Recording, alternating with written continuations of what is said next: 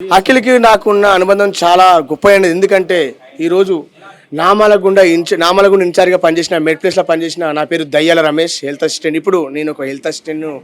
నా గ్రామం లక్ష్మకపల్లి, జనగాం డిస్టిక్, కొడకల మండలం నుంచి వచ్చిన. 200 కిలోమీటర్ దూరం నుంచి వచ్చిన. ఎటిగా కార్ వేసుకొని కిరాయి తీసుకొని వచ్చిన. ఎందుకు? ఎవరి కోసం? నా యావన్ కోసం, నా అఖిల్ కోసం. ఈ బాధ ఎవరికి కూడా రావద్దు. ఎందుకంటే ఈరోజు తల్లి బాధ చూస్తున్నా నేను. నాకు దుఃఖం ఆగుతలేదు. మీడియా మిత్రులారా, మీరు తీసుకెళ్ళండి ఈ సందేశాన్ని. ఎవరికూ అంత సీన్ లేదు, ఏ గవర్నమెంట్కి అంత సీన్ లేదు. మీడియాకే పవర్ ఉంది. అది నా దగ్గర ఉంది. నా దగ్గర ధైర్యం ఉంది, డేర్నెస్ ఉంది, మాట్లాడేంత గొప్ప ధైర్యం ఉంది.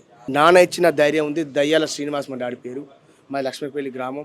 దయచేసి గవర్నమెంట్ చెప్పేది ఒకటే అండి, మీ కాళ్ళు మొక్కుతారు సీఎం రేవంత్ రెడ్డి గారు, దయచేసి ఇంటికి రండి సార్. ఫస్ట్ ఆఫ్ ఆల్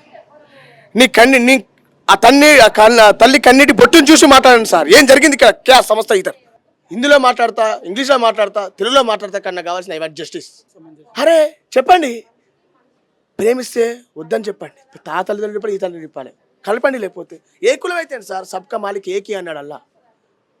అంతే తప్ప కానీ చచ్చిపో అని లేదు, సబ్బ అని చెప్పలేదు, మర్డర్ చేయని చెప్పలేదు. ఏం చేస్తున్నారు మీరు? గవర్నమెంట్ ఏం చేస్తుందండి? ఎక్కడవో ఫారెన్ కంట్రీలో పోండి, ఏం జరుగుతుంది తెలుసా?